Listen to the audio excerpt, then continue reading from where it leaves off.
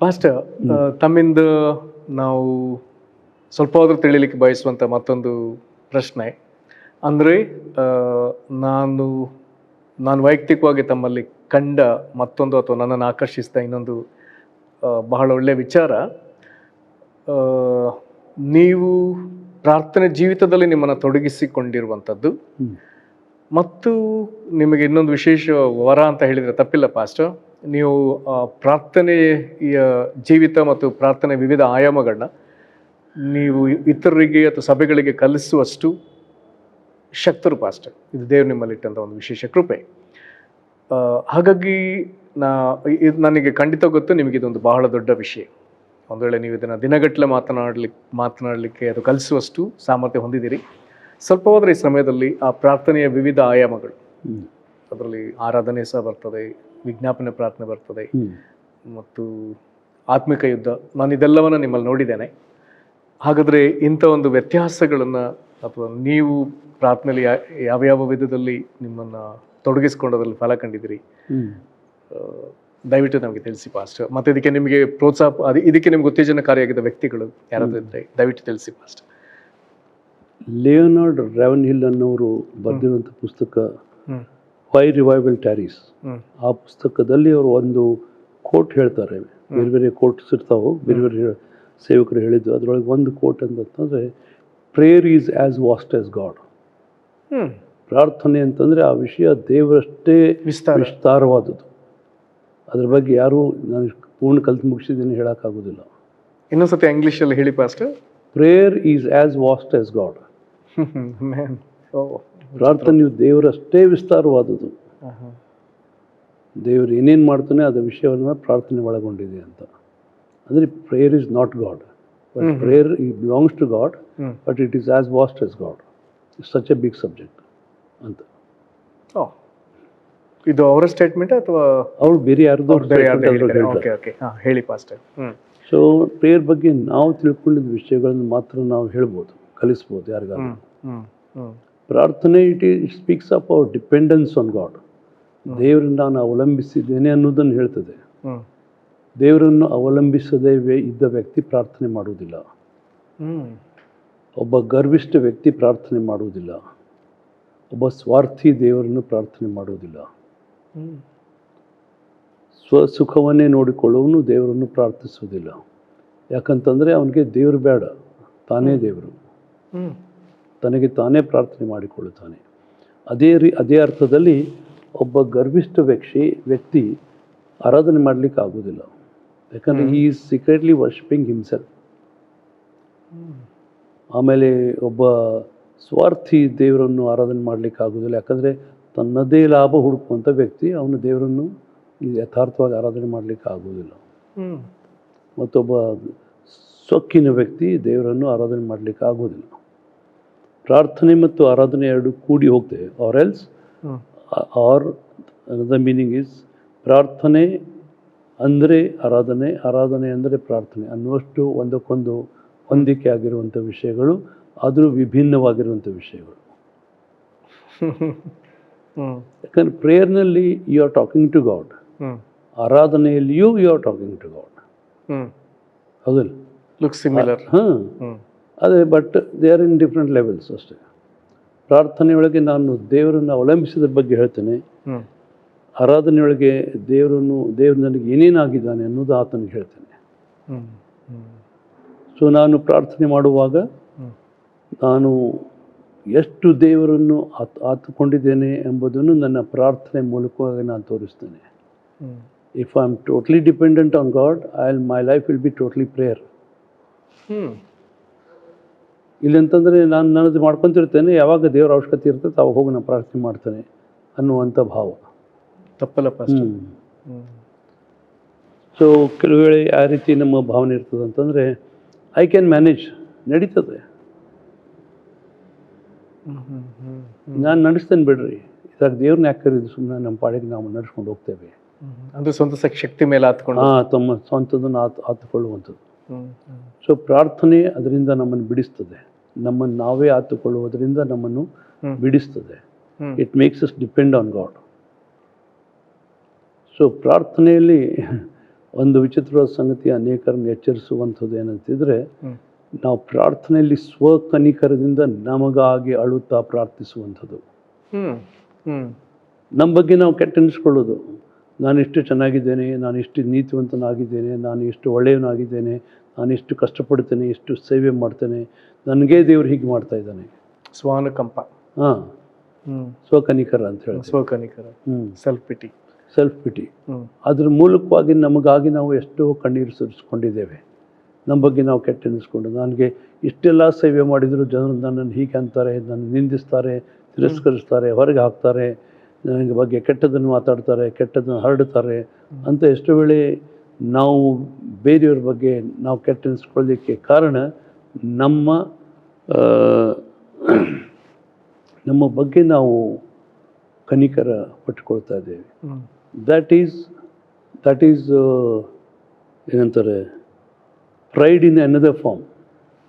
ಬೇರೆ ರೂಪದಲ್ಲಿರುವಂಥ ಒಂದು ಗರ್ವ, ಹೆಚ್ಚಳಿಕೆ. ನಾನು ಎಷ್ಟೋ ಸಾರಿ ಮಧ್ಯಾಹ್ನದಲ್ಲಿ ಇಷ್ಟೊತ್ತಿಗೆ ನಾನು ಅಟ್ಟದ ಮೇಲೆ ಹೋಗಿ ಒಬ್ಬನೇ ಕೂತ್ಕೊಂಡು ಪ್ರಾರ್ಥನೆ ಮಾಡ್ತಿದ್ದೆ, ಅಳ್ತಿದ್ದೆ, ಗೋಳಾಡ್ತಿದ್ದೆ, ಕಣ್ಣೀರು ಸುರಿಸ್ತಿದ್ದೆ, ನಿಟ್ಟುಸಿರು ಬಿಡ್ತಿದ್ದೆ, ಎಲ್ಲ ಮಾಡ್ತಿದ್ದೆ. ಆದರೆ ಆ ಪ್ರಾರ್ಥನೆ ಮಾಡಿ ಮುಗಿಸಿದ ಮೇಲೆ ಅಷ್ಟು ಹೊತ್ತು ಕಣ್ಣೀರು ಸುರಿಸ್ತಾ ಇದ್ದರು, ನಿಟ್ಟುಸಿರು ಬಿಡ್ತಾ ಇದ್ದರು, ಹೃದಯ ವೇದನೆ ಪಟ್ಟು ಪ್ರಾರ್ಥಿಸ್ತಾ ಇದ್ದರು. ಅದು ದೇವರು ಮೆಚ್ಚುವಂಥ ಪ್ರಾರ್ಥನೆ ಆಗಿರಲಿಲ್ಲ. ಸ್ವಕನಿಕರದ ಪ್ರಾರ್ಥನೆ, ಸ್ವ ಅನುಕಂಪದ ಪ್ರಾರ್ಥನೆ. ನನ್ನ ಬಗ್ಗೆ ನಾನೇ ಕೆಟ್ಟ ಅನಿಸ್ಕೊಂಡು, ನಾನು ಚೆನ್ನಾಗಿದ್ದೇನೆ, ನನಗೆ ಹಿಂಗೆ ಆಗ್ತಾ ಇದೆ, ನಾನು ಭಾಳಷ್ಟು ಸೇವೆ ಮಾಡ್ತಾ ಇದ್ದೇನೆ, ದೇವರು ನನ್ನ ಬಗ್ಗೆ ಕಾಳಜಿ ಮಾಡೋದಿಲ್ಲ ಅನ್ನುವಂತೆ ದೇವರನ್ನು ದೂರುವಂಥ ಭಾವ ಈ ಸ್ವಕನಿಕರದ ಪ್ರಾರ್ಥನೆಯಲ್ಲಿರ್ತದೆ. ಅದು ನಮ್ಮ ಪ್ರಾರ್ಥನೆಯನ್ನು ಹಾಳು ಮಾಡ್ತದೆ, ಪ್ರಾರ್ಥನಾ ಜೀವನವನ್ನು ಹಾಳು ಮಾಡ್ತದೆ. ಸ್ವಕನಿಕರ ದೇವ್ರನ್ನ ದೂರ್ತದೆ. ಹೌದು, ಇಂಡೈರೆಕ್ಟ್ ಆಗಿ. ಹೌದು ಪಾಸ್ಟರ್. ದೇವರನ್ನು ದೂರುವುದೇಕೆ? ನಾನು ಒಳ್ಳೆಯವನು, ನೀನು ಒಳ್ಳೆಯವನಲ್ಲ, ನಾನು ಇಷ್ಟು ಒಳ್ಳೆಯವನಾಗಿದ್ದು ನನಗೆ ನೀ ಕೇಡನ್ನು ಮಾಡ್ತಾ ಇದ್ದಿ. ದೇವರ ಮೇಲೆ ಅಪವಾದ ಹೊರಿಸ್ತಾ ಇದೆ, ದೂರು ಹೊರಿಸ್ತಾ ಇದ್ದೇವೆ. ಅದು ಒಳ್ಳೆಯದಲ್ಲ, ಅದು ನಮ್ಮನ್ನು ಕೆಡಿಸ್ತದೆ, ನಮ್ಮ ಪ್ರಾರ್ಥನಾ ಜೀವಿತ ಕೆಡಿಸ್ತದೆ, ನಮ್ಮ ಕಣ್ಣೀರನ್ನು ವೇಸ್ಟ್ ಮಾಡುತ್ತದೆ. ನಾವು ಅದನ್ನು ಮಾಡಬಾರ್ದು. ಮಾಡಿ ಮಾಡಿ ಮಾಡಿ ಕಡೆ ಕಲ್ತಿದ್ದೆ ನಾನು ಅದರೊಳಗಿದ್ದು. ನನ್ನ ಬಗ್ಗೆನೇ ಕೆಟ್ಟ ಅನಿಸ್ಕೊಳ್ಳೋದು, ಅಳೋದು, ಕೆಟ್ಟ ಅನಿಸ್ಕೊಳ್ಳೋದು, ಅಳೋದು. ಎಂಥ ವಿಚಿತ್ರವಾದ ಪ್ರಾರ್ಥನೆ ಅದು. ವೇಸ್ಟ್ ಮಾಡಿದ ಪ್ರಾರ್ಥನೆಯ ತಾಸುಗಳನ್ನು ವೇಸ್ಟ್ ಮಾಡಿದ ಸ್ಥಿತಿ ಅದು. ಕಣ್ಣೀರನ್ನು ವೇಸ್ಟ್ ಮಾಡ್ಕೊಂಡಿದ್ದೀನಿ. ಒಬ್ಬರು ಒಂದು ಪುಸ್ತಕ ಬರೆದಿದ್ದಾರೆ, ಡೋಂಟ್ ವೇಸ್ಟ್ ಯುವರ್ ಸಾರೋಸ್ ಅಂತೇಳಿ. ಪಾಲ್ ಇ ಬಿಲ್ ಹೈಮರ್ ಅಂತ ಒಬ್ಬರು ದೇವರ ಸೇವಕರು, ಕೆಲವರು ಹೇಳ್ತಿದ್ರು ಇವ್ರ ಬಗ್ಗೆ. ಡೋಂಟ್ ವೇಸ್ಟ್ ಯುವರ್ ಸಾರೋಸ್ ಭಾಳ ಚೆನ್ನಾಗಿ ಬರೆದಿದ್ದಾರೆ. ನಿಮ್ಮ ಕಣ್ಣೀರುಗಳನ್ನು, don't waste your tears and sorrows ಅಂತ ಏನೋ ಹೆಸರಿದೆ. ಅದರಲ್ಲಿ ನಿಮ್ಮ ಕಣ್ಣೀರನ್ನು ನೀವು ಹಾಳು ಮಾಡಬೇಡ್ರಿ. ನಿಮಗೆ ಕೆಟ್ಟ ಕೆಟ್ಟ ಅನಿಸ್ಕೊಂಡು ಕಣ್ಣೀರು ಸುರಿಸ್ಬೇಡ್ರಿ. ಬೇರೆಯವ್ರಿಗಾಗಿ ಅದೇ ಕಣ್ಣೀರನ್ನು ಅದಕ್ಕಾಗಿ ಕನ್ವರ್ಟ್ ಮಾಡಿರಿ. Begin to pray for them who are be struggling and suffering. Use the same tears and convert them to be tears of intercession. ಪರಾರ್ಥ ಪ್ರಾರ್ಥನೆ ಕಣ್ಣೀರುಗಳಾಗಿ ಮಾರ್ಪಡಿಸಿರಿ. ಸ್ವಾರ್ಥದ ನೀತಿಯ ಸ್ವಕನಿಕರದ ಪ್ರಾರ್ಥನೆ ಮಾಡಕ್ಕೆ ಹೋಗ್ಬೇಡ್ರಿ. ಸೊ ಅದ್ರ ಬಗ್ಗೆ ನಾವು ಎಚ್ಚರಿಕೆ ವಹಿಸಬೇಕು. ನನ್ನ ಬಗ್ಗೆ ನಾನು ಕೆಟ್ಟ ಎನಿಸ್ಕೊಂಡು ಪ್ರಾರ್ಥನೆ ಮಾಡಬಾರ್ದು. ಸೊ ಮೋಸ್ಟ್ ಆಫನ್, ಬಹುತೇಕ ಸಮಯ ನಾನು ನನ್ನ ಬಗ್ಗೆ ಪ್ರಾರ್ಥನೆ ಮಾಡ್ಕೊಳ್ಳೋದಿಲ್ಲ. Most often there will be no prayer for me about me. I be only praying for others. ನನಗಾಗಿ ಪ್ರಾರ್ಥನೆ ಮಾಡೋದಿದ್ದರೆ, ದೇವರು ಈ ವಿಷಯವನ್ನು ನನಗೆ ತೋರಿಸು, ಈ ಸಂಗತಿಯನ್ನು ತಿಳಿಸು, ಅಥವಾ ಈ ವಿಷಯವನ್ನು ಸಹಿಸ್ಕೊಳ್ಳೋದಕ್ಕೆ ನನಗೆ ಕಲಿಸು, ಈ ವಿಷಯದಲ್ಲಿ ಬೆಳೆಯುವಂತೆ ಅನುಗ್ರಹಿಸು, ಇಂಥವಷ್ಟೇ ಇರ್ತದೆ ಹೊರತು ದೇವರೇ ನನಗೆ ಅದನ್ನು ಕೊಡು, ಇದನ್ನು ಕೊಡು ಅಂಥದ್ದೇನು ಇರಂಗಿಲ್ಲ. Mostly I avoid those kind of prayer. ನಮ್ಮ ಬಗ್ಗೆ ಕೆಟ್ಟ ಅನಿಸ್ಕೊಳ್ಳೋದು. ಸ್ವಕನಿಕರದ ಪ್ರಾರ್ಥನೆ ಬಿಡಬೇಕು. ಅದನ್ನು ಕನ್ವರ್ಟ್ ಮಾಡಿಕೊಂಡು ಬೇರೆಯವ್ರಿಗಾಗಿ ಕನಿಕರಪಟ್ಟು ಅಳುವಂತೆ ಅದನ್ನು ರೂಢಿಸ್ಕೊಳ್ಬೇಕು. ನಮಗೆ ಇಂಥ ತೊಂದರೆ ಬಂದಿದೆ ಅಂದರೆ ದೇವ್ರ ಮುಂದೆ, ಸ್ವಾಮಿ ಇಂಥದೇ ತೊಂದರೆ ಇರುವಂಥ ನನ್ನ ಅನೇಕ ಸಹೋದರಿದ್ದಾರೆ, ಅವ್ರ ಹೆಸರು ಗೊತ್ತಿದ್ರೆ ದೇವ್ರ ಮುಂದೆ ಹೇಳ್ಬೋದು, ಅವ್ರಿಗಾಗಿ ನಾನು ಪ್ರಾರ್ಥಿಸ್ತೇನೆ, ಸ್ವಾಮಿ ದಯಮಾಡಿ ಈ ಸಮಯದಲ್ಲಿ ಅವ್ರಿಗೆ ಸಹಾಯ ಮಾಡು. ಅದು ಯೋಗ್ಯವಾದ ಪ್ರಾರ್ಥನೆ. ಆದರೆ ನನ್ನ ಬಗ್ಗೆನೇ ನಾನು ಕೆಟ್ಟ ಅನಿಸ್ಕೊಂಡು ಪ್ರಾರ್ಥನೆ ಮಾಡಿದರೆ ದೇವ್ರು ಮೆಚ್ಚೋದಿಲ್ಲ. ಅಂದರೆ ನೀನೇ ಭಾಳ ದೊಡ್ಡವನೇನು, ನನಗಿಂತ ನಿನಗೆ ನಾನು ಅನ್ಯಾಯ ಮಾಡಾಕ್ತಾನೇನು ಅಂತ ದೇವ್ರು ಕೇಳುವಂಥ ಮಾಡುವಂಥ ಸಂಗತಿಗಳು. ಸೊ ದೇವ್ರ ಮುಂದೆ ನಾವು ಕೆಟ್ಟ ಅನಿಸ್ಕೊಳ್ಬಾರ್ದು. ಅದೇ ಸಮಯದಲ್ಲಿ ಬಲವಾದ ಪ್ರಾರ್ಥನೆ ಇದ್ದರೆ ಇಟ್ ವಿಲ್ ಬಿ ಮೋಸ್ಟ್ಲಿ ನಿಸ್ವಾರ್ಥದ ಪ್ರಾರ್ಥನೆ ಆಗಿರ್ತದೆ. ನನ್ನ ಸ್ವಂತ ಲಾಭ ಏನೂ ಅದರೊಳಗೆ ಇರೋದಿಲ್ಲ. ಅದು ಭಾಳ ಬಲವಾದ ಪ್ರಾರ್ಥನೆ ಆಗಿರ್ತದೆ. ದೇವರ ಚಿತ್ತ, ದೇವರ ರಾಜ್ಯ, ದೇವರ ಉದ್ದೇಶ ನೆರವೇರುವುದನ್ನೇ ಹುಡುಕುವಂಥ ಪ್ರಾರ್ಥನೆ. ಅದನ್ನು ಬಿಟ್ಟು ನಾನು ನನ್ನ ಬಗ್ಗೆನೇ ನಾನು ಪ್ರಾರ್ಥನೆ ಮಾಡಿಕೊಳ್ತಾ ಇದ್ದರೆ ಅದು ಅದರಲ್ಲಿ ದೇವರಿಗೆ ಮಹಿಮೆ ಆಗೋದಿಲ್ಲ. ದೇವರೇ ನಿನ್ನ ರಾಜ್ಯ ಬರಲಿ ಅಂತ ನಾನು ಪ್ರಾರ್ಥನೆ ಮಾಡೋದಕ್ಕೆ ಧೈರ್ಯ ಮಾಡಿದರೆ ಅದರ ಅರ್ಥ ನನ್ನ ರಾಜ್ಯ ಹೋಗಲಿ ಅಂತಲೂ ಹೇಳಕತ್ತೇನೆ. ನಿನ್ನ ರಾಜ್ಯ ಬರಬೇಕಂದ್ರೆ ನನ್ನ ರಾಜ್ಯ ಹೋಗ್ಬೇಕಲ್ಲ. ಅದಕ್ಕೆ ರೆಡಿಯಾಗಿದ್ದರೆ ನಿನ್ನ ರಾಜ್ಯ ಅಂತ ಪ್ರಾರ್ಥನೆ ಮಾಡ್ಬೇಕು ನಾವು. ನನ್ನ ರಾಜ್ಯ ಹೋಗಾಕ ನಾವು ರೆಡಿ ಇದ್ದರೆ ನಿನ್ನ ರಾಜ್ಯ ಬರಲಿ ಅಂತ ಪ್ರಾರ್ಥಿಸ್ಬೇಕು. ಭಾಳ ಒಳ್ಳೆ ಗ್ರಹಿಕೆ ಪಾಸ್ಟರ್. ಯಾಕಂದ್ರೆ ನನ್ನ ರಾಜ್ಯ ಇದ್ದರೆ ನಾನು ನನ್ನ ರಾಜ್ಯ ಸಲುವಾಗಿ ಮಾತ್ರ ನಾನು ಕಾಳಜಿ ಮಾಡ್ತೇನೆ. ದೇವರ ರಾಜ್ಯ ಬರಬೇಕಂತ ಪ್ರಾರ್ಥನೆ ಮಾಡಿದರೆ ದೇವರ ರಾಜ್ಯವನ್ನು ಮಾತ್ರ ಹುಡುಕ್ತೇನೆ, ಅದನ್ನು ಮಾತ್ರ ಸಾಧಿಸ್ತೇನೆ, ಅದಕ್ಕಾಗಿ ಮಾತ್ರ ಜೀವಿಸ್ತೇನೆ. ಇಲ್ಲಾಂದರೆ ನನ್ನ ರಾಜ್ಯ ಒಂದಿದ್ದರೆ ನನ್ನ ರಾಜ್ಯದ ಬಗ್ಗೆನೂ ಕಾಳಜಿ ಮಾಡಬೇಕು, ದೇವ್ರ ರಾಜ್ಯದ ಬಗ್ಗೆನೂ ಕಾಳಜಿ ಮಾಡಬೇಕು. ಡಿವೈಡೆಡ್ ಅಟೆನ್ಷನ್, ಡಿವೈಡೆಡ್ ಡಿವೋಷನ್, ಅದು ದೇವ್ರು ಮೆಚ್ಚೋದಿಲ್ಲ. ಒಂದೇ ಇರಬೇಕು, ದೇವ್ರ ರಾಜ್ಯ ಇರಬೇಕಿಲ್ಲ ನನ್ನ ರಾಜ್ಯ ಇರಬೇಕು. ನನ್ನ ರಾಜ್ಯ ಹೋಗಲಿ, ದೇವ್ರ ರಾಜ್ಯ ಬರಲಿ. Dual interest. ಅದ ಕಾರಣ ನಾನು ನನ್ನ ಪ್ರಾರ್ಥನೆಯಲ್ಲಿ ಮೋಸ್ಟ್ಲಿ ದೇವರ ರಾಜ್ಯದ ವಿಷಯವಾಗಿ ಪ್ರಾರ್ಥಿಸ್ತೇನೆ. ಬೈಬಲಲ್ಲಿ ಸುಮಾರು 14 ಪ್ರಾರ್ಥನೆ ಇದೆ ಅವರು ಹೊಸ ಒಡಂಬಡಿಕೆಯೊಳಗೆ. ಪೌಲನ ಪತ್ರಿಕೆ ಮತ್ತು ಎಲ್ಲಿ ತನಕ ಅಂತಂದರೆ ಅಪೊಸ್ತಲನಾದ ಯೋಹಾನನ ಬರೆದ 3ನೇ ಪತ್ರಿಕೆವರೆಗೆ ಸುಮಾರು 14 ಪ್ರಾರ್ಥನೆಗಳಿದಾವೆ. ಅವೆಲ್ಲ ಪ್ರಾರ್ಥನೆಗಳನ್ನು ಬೈಪಾಟ್ ಮಾಡಿದ್ದೀನಿ. ಲಿಖಿತ ದಾಖಲೆ ಪಾಸ್ಟರ್ ಪ್ರಾರ್ಥನೆ ಬೈಬಲ್ನೊಳಗಿದೆ ಪ್ರಾರ್ಥನೆ. ಸೊ ಅವುಗಳನ್ನು ನಾನು ದಿನಾಲು ನಮ್ಮ ಜನರಿಗಾಗಿ, ನಮ್ಮಂಥವರಿಗಾಗಿ, ನಮಗಾಗಿ ಪ್ರಾರ್ಥಿಸುವವರಿಗಾಗಿ ಮತ್ತು ನಮ್ಮ ಪ್ರಾರ್ಥನೆ ಅವಶ್ಯಕತೆ ಉಳ್ಳವರಿಗಾಗಿ, ನಮ್ಮ ಸಭೆಯವರಿಗಾಗಿ, ನಮ್ಮ ಸಂಬಂಧಿಕರಿಗಾಗಿ ಈ ಪ್ರಾರ್ಥನೆಗಳನ್ನು ದಿನಾಲೂ ಪ್ರಾರ್ಥಿಸ್ತೇನೆ. ಕೆಲವ್ರ ಹೆಸರು ತೊಗೊಳ್ತೇನೆ, ಎಲ್ಲರ ಹೆಸರು ತೊಗೊಳ್ಳೋದಿಲ್ಲ. ಕೆಲವ್ರ ಹೆಸರು ತೊಗೊಂಡು ಈ ಪ್ರಾರ್ಥನೆಗಳನ್ನು ಅವರಿಗಾಗಿ ಪ್ರಾರ್ಥಿಸ್ತೇನೆ. ಇದು ನೆರವೇರಬೇಕು ಸ್ವಾಮಿ. ಅಷ್ಟು ಭಯಪಟ್ಟು ಮಾಡಿದ್ದೀರಾ ಪಾಸ್ಟರ್? ಭಯಪಟ್ಟು ಮಾಡಿದ್ದೇನೆ. ಫಸ್ಟ್ ಒಂದು ವೇಳೆ ಕೇಳುಗರಿಗೆ ಒಂದು ವೇಳೆ ನಾವು ಹತ್ರ ಮಾಡ್ಬೇಕಂತ ನೀವು ಹೇಳೋದ್ರಿಂದ ಉತ್ತೇಜನ ಆಗ್ತದೆ ಪಾಸ್ಟರ್. ಜಸ್ಟ್ ಅದರ ರೆಫರೆನ್ಸ್ ಹೇಳ್ಬೋದಾ ಪಾಸ್ಟರ್? ನಾನು ಹೇಳ್ತೇನೆ, ಬೇಕಂದ್ರೆ ಬರ್ಕೋಬೋದು. ರೆಫರೆನ್ಸ್ ಹೇಳ್ತೇನೆ. ಅದು ಅದು ರೋಮಾಪುರದಲ್ಲಿ ಬರೆದ ಪತ್ರಿಕೆ 15ನೇ ಅಧ್ಯಾಯದಿಂದ ಚಾಲು ಆಗ್ತದೆ.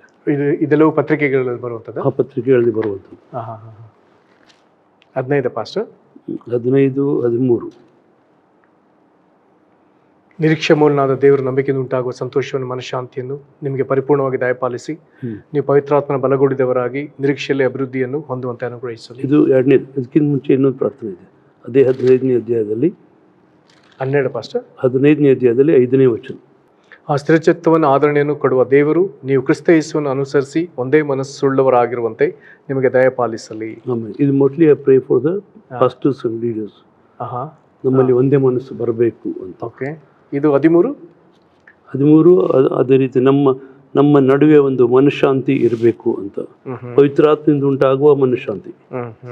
ಆಮೇಲೆ ಎಫೆಸದವರಿಗೆ ಪೌಲನು ಬರೆದ ಮೊದಲ ಪತ್ರಿಕೆ ಎಫೆಸ 1:18 ಎಫೆಸ 1:15ರಿಂದ 23ರವರೆಗೆ. 23. ಇದು ಒಂದು ಪ್ರಾರ್ಥನೆ. ಇದು ಯಾರಿಗಾಗಿ ಪಾಸ್ಟರ್? ಇದು ಸಭೆಗಾಗಿ. ನಮ್ಮ ಕೂಡಿರುವಂತ ನಮ್ಮ ಜನರಿಗಾಗಿ. ಎಫೆಸ 3ನೇ ಅಧ್ಯಾಯ 14ರಿಂದ 19ರವರೆಗೆ. ಇದು ಯಾರಿಗೆ? ಇದು ಸಭೆಗಾಗಿ. ಯಾಕಂದ್ರೆ ಎಫೆಸ 3ನೇ ಅಧ್ಯಾಯದಲ್ಲಿ ಈ ಸುವಾರ್ತೆಗೆ ನಾನು ಸೇವಕನೇ, ಅದನ್ನು ಈ ಸಭೆಗೆ ಸೇವೆ ಮಾಡಲಿಕ್ಕೆ ನಾನು ಕರೆಯಲ್ಪಟ್ಟೆನು ಅಂತ ಹೇಳ್ತಾನೆ. ಎಫೆಸ ಆತು. ಎಫೆಸ ಆದ್ಮೇಲೆ ಫಿಲಿಪಿಯರು ಬರೆದ ಪತ್ರಿಕೆ 1ನೇ ಅಧ್ಯಾಯದಲ್ಲಿ 10-11. ಇದು ಯಾರಿಗೆ ಪಾಸ್ಟರ್? ಫಿಲಿಪಿ 1:10-11. ಅದು ವಿಶ್ವಾಸಿಗಳಿಗಾಗಿ, ಸಭೆಗಾಗಿ. ಸಭೆ. ಓಕೆ. ಕೊಲೊಸ್ಸರಿಗೆ ಪೌಲನು ಬರೆದ ಪತ್ರಿಕೆ 1ನೇ ಅಧ್ಯಾಯ ಅದರ 9ನೇ ವಚನದಿಂದ 12ನೇ ವಚನದವರೆಗೆ. ಕೊಲೊಸ್ಸೆ 1:9ರಿಂದ 12. ಇದು ಸಹ ಸಭೆಗೆ ಪಾಸ್ಟರ್? ಸಭೆಗಾಗಿ. ಆಮೇಲೆ ಕೊಲೊಸ್ಸೆ 4:2ನೇ ವಚನದಿಂದ 4ನೇ ವಚನದವರೆಗೆ ಹ್ಮ್ ಇದು ಸೇವೆ ವಿಷಯವಾಗಿ ಹೇಳ್ತಾನೆ. ಕೊಲೊಸ್ಸೆ 4:2-4 ಹಾಂ, ಸೇವೆಗಾಗಿ. ಹ್ಞೂ. ಆಮೇಲೆ 1 ಥೆಸಲೋನಿಕ 2:3 ಬರ್ತದೆ ಫಸ್ಟ್. ನಮ್ಮ ಪ್ರಾರ್ಥನೆಯಲ್ಲಿ ನಿಮಗೋಸ್ಕರ ವಿಜ್ಞಾಪನೆ ಮಾಡುವಾಗ ನಿಮ್ಮೆಲ್ಲ ವಿಷಯದಲ್ಲಿ. ಇದು ಒಂದು. ಇದೆಷ್ಟು ವಚನಗಳ ತನಕ? Up to 3rd verse. ಹಾಂ. ಆಮೇಲೆ 2ನೇ ಅಧ್ಯಾಯದಲ್ಲಿ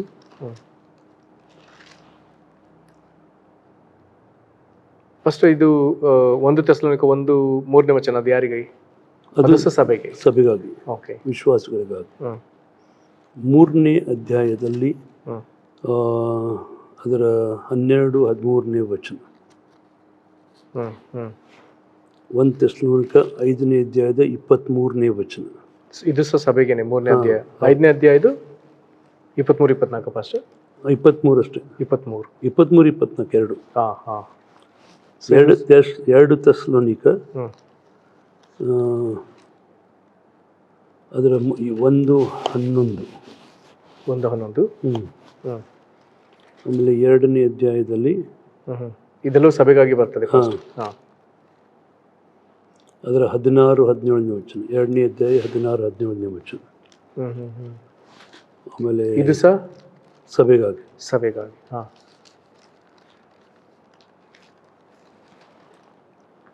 ಫಿಲಿಮೋನ 6ನೇ ವಚನ.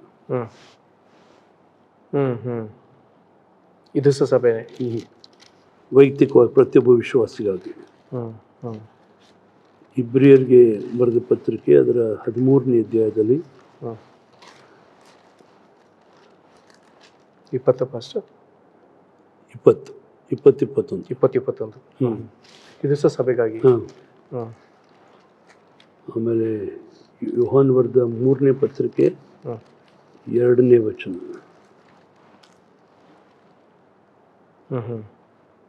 ಇವೆಲ್ಲ ಪ್ರಾರ್ಥನೆಗಳನ್ನು ನಾನು ಬಾಯ್ಪಾಟ್ ಮಾಡಿದ್ದೇನೆ. ಬಾಯ್ಪಾಟ್ ಮಾಡುವಾಗ ಒಂದೊಂದು ಪ್ರಾರ್ಥನೆಯನ್ನು ಬಾಯ್ಪಾಟ್ ಮಾಡುವಾಗ ಅದನ್ನು ಧ್ಯಾನ ಮಾಡಿದ್ದೇನೆ. ಆಮೇಲೆ ಅದನ್ನು ನನ್ನ ಪ್ರಾರ್ಥನೆಯಲ್ಲಿ ಅಳವಡಿಸಿಕೊಂಡಿದ್ದೇನೆ. ದಿನಾಲೂ ಎಲ್ಲ ವಿಶ್ವಾಸಿಗಳನ್ನು ಕರ್ತನ ಮುಂದೆ ತಂದು ನಾನು ಪ್ರಾರ್ಥನೆ ಮಾಡಬೇಕಾದ ದೇವರ ಸೇವಕರುಗಳನ್ನು ತಂದು ಅವರೆಲ್ಲರಿಗೋಸ್ಕರ ಈ ವಿಷಯವನ್ನು ಪ್ರಾರ್ಥಿಸ್ತೇನೆ. ದೇವರು ಇದನ್ನು ನೀನು ನೆರವೇರಿಸಬೇಕು ಅವ್ರ ಜೀವನದಲ್ಲಿ ಅಂತ.